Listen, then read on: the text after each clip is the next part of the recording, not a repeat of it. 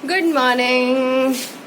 दिल्ली वापस आ चुके हैं और बस डेली रूटीन शुरू हो गया है। कल मैं दिल्ली से कल मैं गोवा से दिल्ली लौटी थी और शाम को आई थी, तो कल तो थके हुए थे और पूरी ट्रिप की थकान थी। पूरे हफ्ते जो मस्ती की है, जो मजा किया है ना, वो आपने ब्लॉग में देख ही लिया होगा। और ये तो कुछ हिस्सा था जो मैं शूट किया, और इसके अलावा तो हमने जो मजा किया है, जो एंजॉय किया है। और अभी मेरा यहाँ चाय बन रही है और यहाँ मैं सेवइयाँ बना रही हूँ नाश्ते के लिए। तो इसे भी मुझे मैनेज करना है और मुझे बहुत सारी बातें भी करनी है, तो देखते हैं कहीं ऐसा ना हो कि बातें करने में पानी कम हो गया है।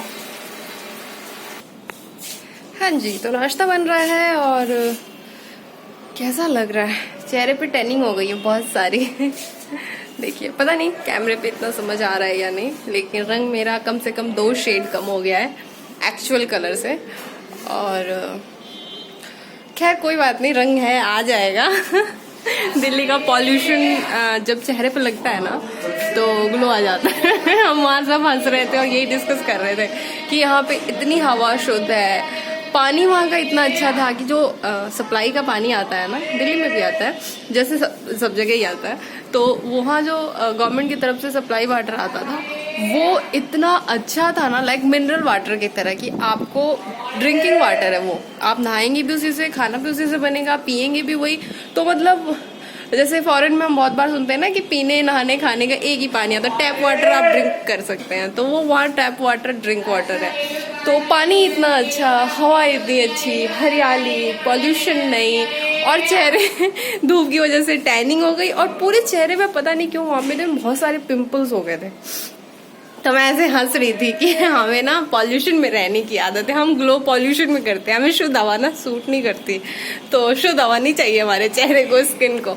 जनरली ऐसा होता है कि आप अच्छी जगह जाते हैं तो आपकी स्किन अच्छी होनी चाहिए, लेकिन धूप की वजह से टैनिंग तो समझ में आती है क्योंकि वहाँ धूप बहुत तेज होती है और इस वजह से वहाँ टैनिंग होती है, ये लॉजिकल है। लेकिन दाने क्यों निकल गए? लोग कहते हैं समुद्र का पानी इतना खारा होता है कि आपको अगर किसी तरह की कोई स्किन प्रॉब्लम है, स्किन डिजीज है, तो आपको समुद्र के पानी से नहाना चाहिए, वो ठीक हो जाता है। हमने तो समुद्र के पानी में नहाने के बाद चेहरे पे इतने सारे दाने ले लिए थे, अभी तो बहुत कम हो गया है, अच्छा लग रहा है। लेकिन उन दिनों ऐसा नहीं कि सिर्फ दाने हुए, दाने में दर्द था, यहाँ हो गया, यहाँ हो गया, यहाँ हो गया, वो दर्द कर रहा था। तो खैर ये तो ट्रिप का बुरा वाला हिस्सा था, लेकिन ओवरऑल ट्रिप बहुत मजेदार रही। और दिल्ली आए हैं तो यहाँ का मौसम अलग से बहुत ही खूबसूरत हो गया है। और रात को तो बारिश हुई थी, बादल गरज रहे थे, और अभी कभी कभी धूप निकल रही है, कभी कभी छाया हो जा रहा है, हवा बिल्कुल ठंडी है। तो गर्मी से सर्दी में आने का अलग ही मजा है। तो एकदम से चेंज आता है ना, वो भी अच्छा लगता है। और एक ध्यान मेरा नाश्ते के ऊपर है कि कहीं बेचारा जल ही ना जाए। हाँ, और नाश्ता जैसे ही बन जाएगा, नाश्ते के साथ मिलते हैं और बातें करते हैं। जी, ये नाश्ता है, सेवइयाँ, नमकीन सेवइयाँ और चाय।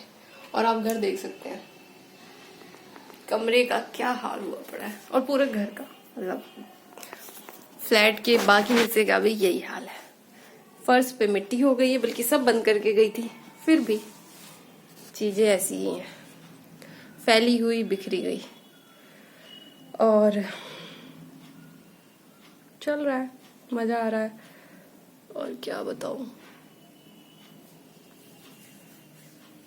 थकान हो गई है काफी सारी, शायद चेहरे पे भी लग रही होगी थोड़ी सी। और ठीक है, ओवरऑल ट्रिप बहुत बहुत एंजॉय वाला रहा, बहुत मौज मस्ती की हमने, और बहुत बड़ा चम्मच लेके आई हूँ मैं। बहुत एंजॉय किया, और समुद्र किनारे सुबह भी देखा, शाम भी देखी, चांदनी रात में 2 बजे बीच कैसा दिखता है रात को, वो भी देखा। मतलब हम कम से कम 3 रातें ऐसी थी जो हमने बीच पे गुजारी है, बिल्कुल 3 बजे सुबह तक, 4 बजे सुबह तक हमने पूरी रात बीच पे टाइम स्पेंड किया है। जब चांदनी रात में लहरें सफेद सफेद दिखती हैं तो वो कितनी खूबसूरत लगती हैं। रात में समुद्र की आवाज कैसी लगती है, लहरें कितनी नजदीक तक आ जाती है रात को, तो वो सब देखा। हाँ, इसे मैंने रिकॉर्ड नहीं किया है। कहते हैं कुछ आपके, जब आप ट्रिप पे जाते हो और आपके साथ बहुत सारे लोग होते हैं तो हमें थोड़ा अपना ग्रुप भी मैनेज करना होता है, और ऐसा नहीं है कि मतलब मेरी वजह से उन्हें अनकंफर्टेबल हो। तो मैंने पूरी कोशिश की कि व्लॉगिंग मैं कर रही हूँ, वो तो नहीं कर रहे हैं, उनकी अपनी लाइफ है, वो अपना एंजॉय करने आए हैं, तो हर जगह व्लॉगिंग नहीं की जा सकती है, कंफर्टेबल नहीं होते हैं लोग। तो इसलिए मैं जहां व्लॉगिंग कर सकती थी वहां मैंने व्लॉगिंग की है। लेकिन कुछ हमारे प्राइवेट मोमेंट्स थे, हम अपने दोस्तों के साथ एंजॉय कर रहे थे, ग्रुप हमारा फुल टू मस्ती मूड में था, तो इसलिए बहुत सारी चीजें आपको वीडियो में देखने को नहीं मिलेगी, लेकिन वो लाइफ टाइम एक्सपीरियंस मेरे अंदर है और मैं लेकर आई हूँ। तो गजब रहा, बहुत गजब ट्रिप थी, बहुत मजा आया। और बहुत सालों से, मतलब कम से कम 3-4 सालों से मेरी प्लानिंग चल रही थी गोवा ट्रिप की। लोग मजाक भी उड़ाते थे कि गोवा का ट्रिप तो कैंसिल होने के लिए ही बनता है। मेरे साथ भी ऐसा था, जिस जिस लोगों के साथ मैंने गोवा ट्रिप प्लानिंग की ना, सब के साथ वो प्लानिंग कैंसिल हो गई।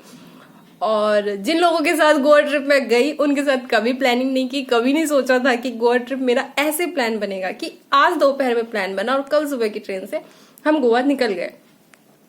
तो डेस्टिनी है। इस ट्रिप के बाद मुझे ऐसा लग रहा है कि जो चीजें होनी होती हैं वो होती ही हैं, क्योंकि मुझे रुद्रप्रयाग जाना था शादी में, और मैं ठीक 1 दिन पहले मुझे बुखार हुआ। पूरी तैयारी की, मैंने सारी शॉपिंग की, सब कुछ किया रुद्रप्रयाग निकलने के लिए, लेकिन नहीं जा पाई क्योंकि नहीं जाना था, नहीं पहुंचना था मुझे वहां। 1 दिन पहले मुझे बुखार हो गया। मसूरी का प्लान था, उसके बाद वो भी कैंसिल हो गया, वो भी नहीं पहुंच पाए। तो और गोवा का तो सोचा ही नहीं था, बिल्कुल भी दूर दूर तक कोई गोवा प्लान नहीं था, और बस प्लान बना, ग्रुप तैयार हुआ और बिल्कुल रवानगी हो गई। तो निकल गए दोस्तों के साथ मौज मस्ती करने, और फाइनली कम से कम कोरोना के 2-2.5 सालों बाद मेरी ये पहली ट्रिप रही। और कोरोना से पहले घूमा था और कोरोना के बाद अब घूमने को मिल रहा है, तो 2.5 साल जिंदगी बिल्कुल झंड हो गई थी। इसलिए ये ट्रिप की सच में बहुत जरूरत थी। आपको आपके काम को रिचार्ज करने के लिए, आपके दिमाग को रिचार्ज करने के लिए, आपके अंदर एक नई एनर्जी लाने के लिए। तो इतनी सारी नेगेटिव चीजें 2 साल से हमारे आसपास हो रही थी कि कुछ बहुत अच्छा पॉजिटिव चाहिए था और वो मिला।